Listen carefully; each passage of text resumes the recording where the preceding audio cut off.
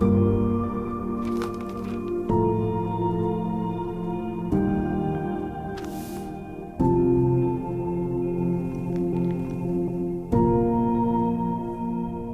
to another edition of Maverick University. I'm your host, David Hallberg. Joining me today is Pastor Joe Grimaldi, pastor of the First Baptist Church of Kenmore in Akron, Ohio. Thank you so much for joining us. Amen. Thanks. Good to be here. Wanted to bring you in because you're preaching in chapel today for us, and you're staying through the weekend preaching at Northwest Bible Baptist Church. And I want to take advantage of any preacher I can and get him in the studio, just simply talk about ministry stuff. And one of the things I want to talk about is music, and specifically the challenge of writing music. One of the main burdens that we have around here, especially lately, is to challenge Christians to write music. Can you talk a little bit about your music background?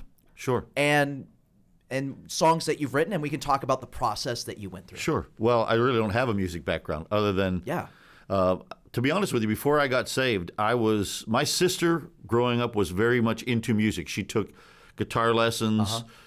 She, when I say music, realize unsaved, okay? Mm-hmm. So she had albums and 45s, and her friends would go to her room and play music. Music was her thing. Sports was my thing.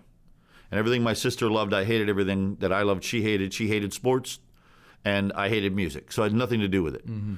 When it comes to church music, sitting in the church as a kid, going to Baptist church from the time I was 5 years old, I hated the church music. Mm. It was slow. It was drawn out. Everything sounded like a funeral dirge. So I despised it. Your fault or their fault? Well, no. I mean, I'll be honest with you. Everything at our church growing up was ultra conservative, and everything was extremely slow. We would sing like "Sowing in the morning, sowing seed," and I mean and all the people around me, the sound was terrible. It was just not appealing. It wasn't. I hated it. All right. So to me, that was music. That's another lesson right there. But when I got saved, all of a sudden a new world of music opened up for me. Mm-hmm. Really, he had put a new song in my mouth, and now all of a sudden these songs started to mean something. I find myself singing in the shower, sowing in the morning, sowing, and it's so music took on a new tone to me, hearing things that maybe I had heard before, not paid attention to for the first time. Mm-hmm. And so I think music took a big turn for me. And then now when it comes to, where I come into writing music, I think from the time I was saved and got involved in music, and one of the things I would say to people that want to write music or would allow God to use them to write some music, because I think everybody can do it, because we were talking earlier about the fact that we are musical beings. I mean, our body goes to a rhythm, our heartbeat, everything about us moves in a rhythm. When I was in sports, I was preseason running, and the track coach was out there, and we were running the track, and we were going to run a half mile, 2 times around the track. The band was on the field playing, and when we took off, I was listening to that music and running to the music, and I beat his star half miler. And he tried to recruit me for the track team, and I said, I don't want, I play sports, I don't want to run track, baseball, basketball, football. And he said, but man, you smoked the best guy in the area, in the territory.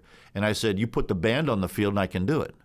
Because I was running to the music, and it made me not think about how tired I was. I said all that to say that I really think music is in us. Mm-hmm. And so for me, when it comes to what do I do, well, we talked earlier about this. I fill my life with music. I listen to music all the time, good music. Mm-hmm. And the fact that I listen to it all the time lends itself to me hearing things that aren't written by somebody else, and feeling things. Music is a very emotional medium, and it can be used for good or evil. Absolutely. And so for me, I was into poetry. I was into poetry even, I took Shakespeare in high school, and I wrote poetry. And so, poetry, a lot of the songs that we sing in our hymnals were one times poems that someone else put the music to, put the lyric to. Mm-hmm. And so for me, writing poetry and writing things, I could hear a sound in there. I could hear something to it. And so, that's kind of how it evolved for me. So without any formal musical training, you are receiving musical input in the fact that you're listening to music all the time. You're receiving lessons in writing lyrics because you're reading well-written poetry. And so Exactly. by consuming, you are what you eat, right? Yes. By consuming good music, by consuming well-written poetry, then you're able then to spit it out easier. So while somebody might be struggling and banging their head against the wall, well, maybe you should change your diet. And I imagine those that listen to inappropriate music, they're going to have a harder time writing Christian music that is appropriate. Oh, absolutely. Well, when I talk to preacher boys about preaching, I tell them, outline every sermon when you sit there. Don't just sit there. Outline it. You want to learn to make good outlines? Outline people that you're listening to. And the more you outline somebody else's sermon, you're hearing it and writing it down. When you start to develop something from the Scriptures, the outline is easier. You don't have to work so hard. It flows more natural. And that's the same thing with music. The more you listen to good music, the more you read good poetry. And I have old songbooks that I've picked up here and there in different places, real old ones. And there's songs in there that I've never heard. And I don't know enough to be able to sight read that and get the melody down. But I read the lines, and it's poetry. I'm reading the poetry. So all of that feeds, all this feeds your mind and your spirit about what's going on. So when it comes to music, those are things that start to roll into the direction of making it easier to write music. Now, in preparation for this conversation, I was sent a couple tracks of songs that you'd written, but it's not limited to those two, I imagine. You got a few others? A couple. Couple more? Okay. A couple. What is the genesis of writing a song? Where do these ideas come from? Is it just a song needs to be written about this and I determine I'm going to write it? Or is it just a fleeting moment? Maybe you're listening to a sermon. Maybe you're thinking about something, meditating on something, and it just comes to you. I don't know. The two songs that have, been published, if you will, and recorded by others and so forth, one is called Send Us. It was originally called something else. And when I searched the title, there was a country western song by the same title, so I had to retitle the song. But Micah McCurry called me and said, "Hey, listen, I know you write poetry. Could you write a poem about your generation passing the baton to my generation? And I'd like to turn it into a song. We'll get someone else to write music to it."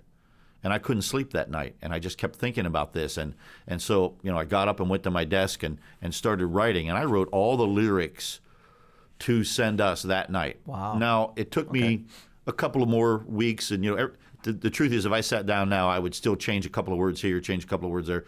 I'll piddle with it every time I pick it up. But mostly it came in one night. When then a period of time went by and nobody wrote the music to it. The people that were supposed to do it, this one was supposed to do it, then this one, different people, nobody was doing it. And I said, Micah, I can hear the song. I can hear it. Let me sing it into my phone. And I took my phone with the words in front of me, and I sang the song. And then they took it to smart music people and eventually got it, put into, sheet music and eventually recorded. It's been recorded by several different people. So I felt like I was forced into that one. But because of all the things that were in me. Yes, that was the point I was about to make. Exactly. Yes. It was there. I needed somebody to poke me to make me do it. And then I responded. The second song, which is called I Did Not Know, I Did Not Understand. And that's a title that maybe should be shortened to maybe I Did Not Know. But that I was listening to a national pastor being interviewed about how he got saved. And I don't remember, to be honest with you, if it was a gospel tract that got in his village or a missionary that came. But he said, when I heard this, when I read this, I was overwhelmed. I did not know. I did not understand. And when he said that line, I did not know, I did not understand, I'm getting chills now because I could hear us. It was like, that should be a song. That's a song. There's a song right there. And then in the interview, he went on to talk about being saved, and he said, but now I know. Now I understand. And if you hear my song, those are the exact words in that song. Yes. Of course, there's a lot of other words. But I sat down and started writing that song. Same thing, sang it into my phone, sent it off to actually John Early. Okay. And his daughter, who was in college doing music theory and stuff. They were supposed to write it all out for me. And I kept pestering them. I mean, a year and a half, 2 years go by, I hear nothing. And I gave up pestering them. I thought, okay, I'm going to have to take this to somebody else and do this a different way. But it kind of laid. And then we were at the youth conference this year at our church. Matter of fact, your pastor, Brother Cavanaugh, was going to get up to speak. It was the last service. And they sang my song. They surprised me with it. I had never heard it before. And it was absolutely overwhelming to see what people that no music can do with what I gave them. So it's kind of interesting because you've got the people with all the musical talent in the world that never write a song. And you got people over here like me who have no musical ability whatsoever that can write a song. And when you can blend the talents or the abilities they have together, you can produce something really great. Yes. And that's how those songs came about.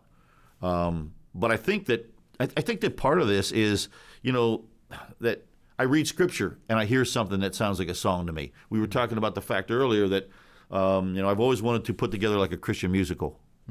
And there'll be situations where I hear a song and I think, I see a guy sitting on the porch and he's thinking about his future and whether he'll be in heaven or hell, and that's the song that he starts to sing.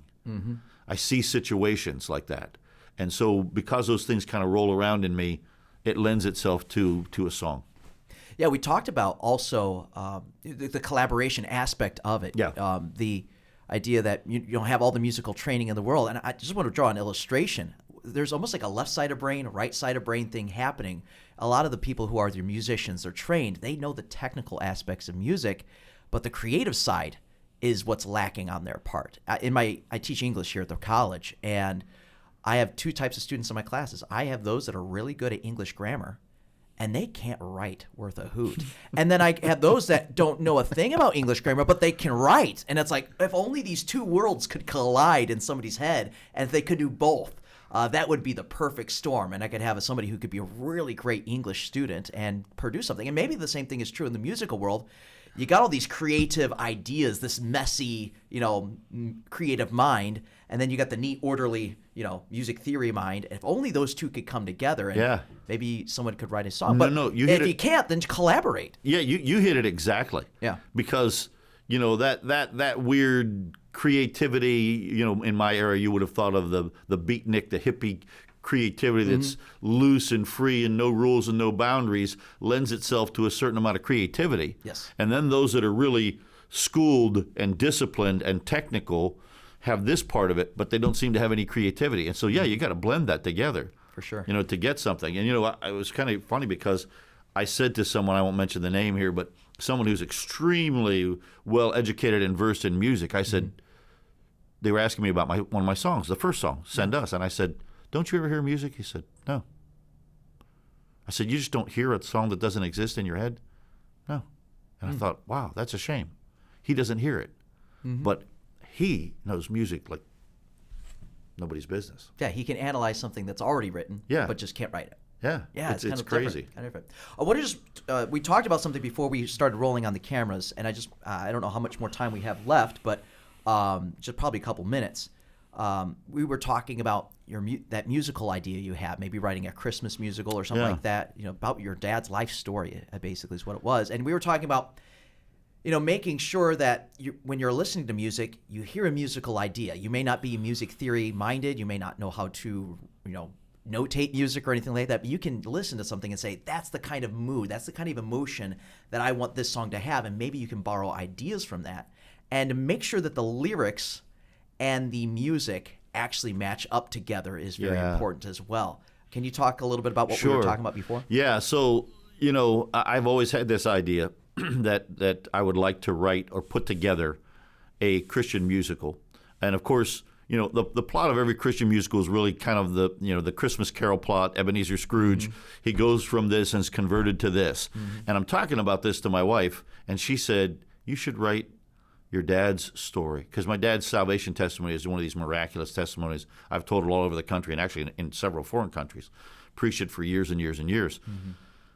But I said all that to say that I hear songs, and I'll say, boy, that's the mood that I need to have for a song right here, where my dad is so hostile toward the gospel. Don't bother me with it. I don't want to hear it. And then the mood over here, the night he gets saved, when he's sitting in that chair and crying, and the music is a whole different tone. And sometimes, and this is what we were talking about, sometimes some of the music being written by some of our people that I listened to, I was listening to one on the way here, and I said to my wife, the song was about Calvary and the wonderful price that was paid and the sacrifice, but the music sounded like it was out of a cartoon. It sounded like something that should be, Saturday morning children's thing, or that the Chipmunks, Alvin and the Chipmunks should be singing it. And it didn't go with the words. Beautiful words. Music, fine for Jesus Loves Me, but not for that song. They didn't match. And the mood was completely missed. Now, that's the problem you have in collaboration sometimes. We're talking about this. Yeah. That, it's like, I don't like preaching a sermon and letting somebody else give my invitation. It's true. I don't like that. When preachers want me to do it, I'll do it. When people come to my church and preach, they'll say, what do we do in the invitation? You give your own invitation. It's your sermon. That's a big part of the sermon. Absolutely. You know what you were trying to accomplish. And I've preached a sermon. The preacher said, when you're done, you just turn it over to me and let me give the invitation. And they'll come up, and they change the whole mood of what I was doing in the sermon. And the invitation wasn't in the direction that the sermon was going, and it's disjunctive. Yes. So, I'm saying this to people that have a desire to write some music, but they're afraid that they can't find a melody. It's your song. The melody will be there. Give it some time. Find it somewhere inside of you, because the music lends itself to a certain kind of a melody, a certain kind of an atmosphere. In the song, I did not know, I did not understand. When you get to the chorus and he says, "But now I know," I sang it that way into my phone, and they wrote it that way. That's great. When they put it in, it had to be forte. It had to be strong. It had to be hard. At the beginning, I did not know, I did not understand. But then when you get it, but now I know. It's got to be there. Sure. Yes. Exactly. So, the mood has a lot to do with it. And the other thing I'd say is this: you got to not be afraid. If there's one thing that I'm good at, I'm not afraid to be wrong. I'm not afraid to make mistakes. You know what? I made mistakes before. I've been wrong before. But being daring enough to take the risk, all I have to do is be right once. That's all, just one time. I don't have to be right every single time. I just need to get this right one time. Yeah, there's a song that I wrote on paper somewhere. It's a Christmas song. I love Christmas songs. I've never been able to write one. But I have one written, it's called "Oh Bethlehem," and it's terrible. It is. It's terrible. I've pulled it out 1,000 times, looked at it. I had a melody to it that I sang into a phone, and I thought, this is junk. But it didn't stop me. Yeah. I love patriotic songs. I wrote a patriotic song. I forgot what it's called. It was something about the flag. It's been a lot of years now, maybe 10 years ago. And it was like, this is really bad, Well, I wonder how many Fanny Crosby songs are there that we have never heard because they're just not as good as the other ones. Exactly. Yeah. Hey, I'll be big enough to admit I've preached some sermons that I thought were dogs. But I'm not afraid to come out and try again. I had a preacher call me one Sunday morning, just so depressed. He said, "Man, I had a good crowd, and I preached this terrible message, and da-da-da-da-da-da." And I said, "But you get another chance tonight. Tonight you get another chance." And he called me that night after the Sunday night service, and he said, "Preacher, I'm so glad you encouraged me." He said, "Man, this was a great service, and I really rang the bell tonight." I said, "Yeah." The thing is, you just can't. It's like playing football as a quarterback. If you throw an interception, you got to have a short memory. When you now tense up and can't throw the ball because of that, you're buried. And so when it comes to music and songwriting, be daring enough to try it. How could it be any worse? I mean, there's nobody writing that song anyway. Yeah. Give it a chance. Give it a shot. If somebody criticizes you, you can just ask them, "Where's your song?" Yeah. Thank you so much for coming in. This is a big encouragement, especially to a lot of people who are fearful, people who are on the sidelines, people who may have something and they're just not ready to let it fly, and they're afraid of what people might think. And then obviously the encouragement to listen, to digest, to consume, so that then you can also produce later on. If you listen to music, fill your life with it. Read poetry and fill your life with poetry. Write poetry. Hums things, think things. I don't know enough how to write the notes down. I'll hum it over several times, even if it's just a couple measures till I can get it inside of me. At some point, God kind of puts some of all of that together, and it develops into some of the things that we've been able to see. Amen. Thank you so much for joining us, Pastor Grimaldi. Thank you. Thanks for having me. Make sure you check out our other episodes on our YouTube channel, and make sure that you like this video and you share it with somebody who you think would be encouraged by it, and also make sure that you check out the audio-only platforms as well. God bless you. Thank you for joining us.